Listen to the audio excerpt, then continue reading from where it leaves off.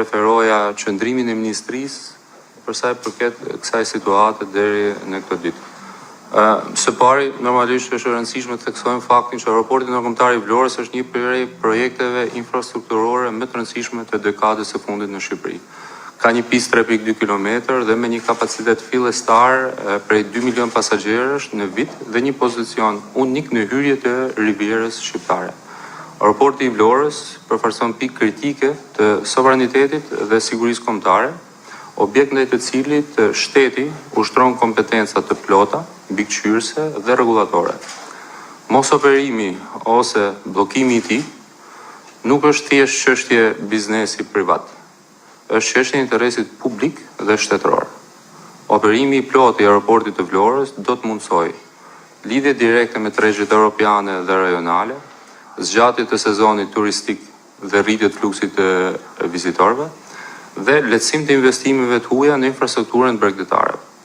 Çdo ditë vonesë ose bllokim përkthehet drejt për drejt në humbje ekonomike të matshme për operatorët turistik, komunitetin lokal dhe buxhetin e shtetit.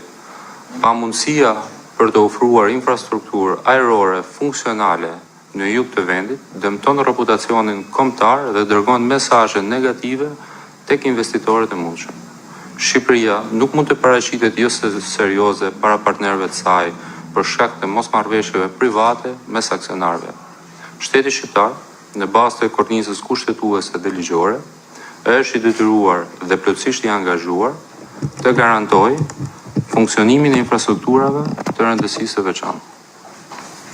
Çdo infrastrukturë koncesionare me karakter publik dhe strategjik mbahet nën kujdesin e vazhdueshëm të shtetit, i cili vepron si garantues i fundit i operacionalitetit të tyre.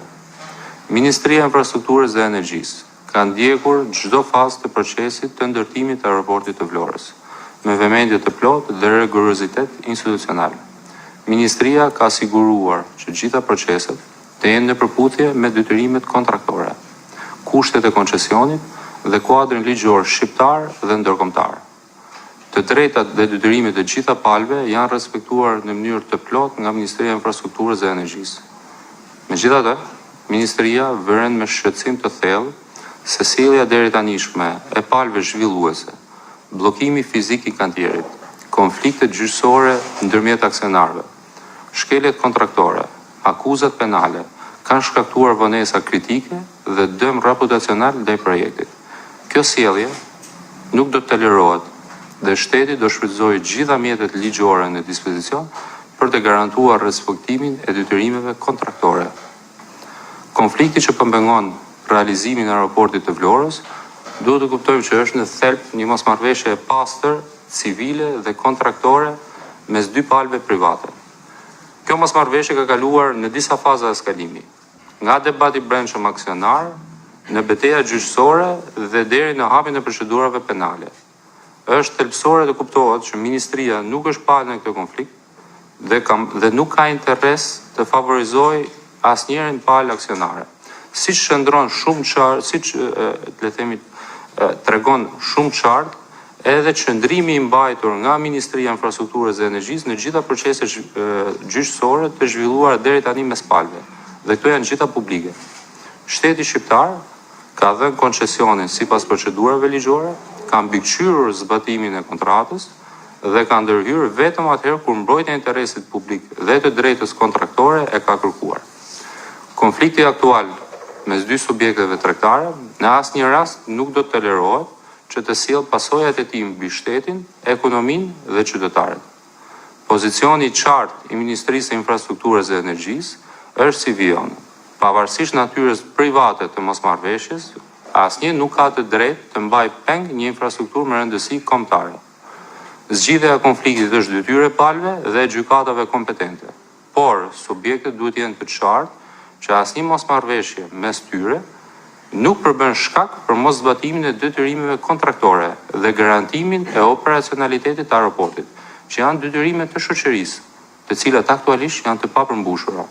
Ministria ka ndjekur hapet e nevojshëm ligjor për garantimin e të drejtave të saj kontraktore dhe është e përgatitur të përdorë instrumentat e mëvonshëm kontraktore, përfshirë aktivizimin e çdo klauzole në kontratë për të siguruar që aeroporti i Vlorës të hapet dhe të operojë sipas afateve të detyrueshme, duke mos legjitimuar asnjë mosmarrëveshje si pengesë për ndërtimin e kësaj vepre. Të nderuar, jam i hapur për çdo pyetje që mund të keni për këtë çështje dhe për çdo çështje tjetër që lidhet me Ministrinë e Infrastrukturës dhe Energjisë. Kush do ta marri, ju lutem secili të prezantohet dhe të referojë pyetjet që ka.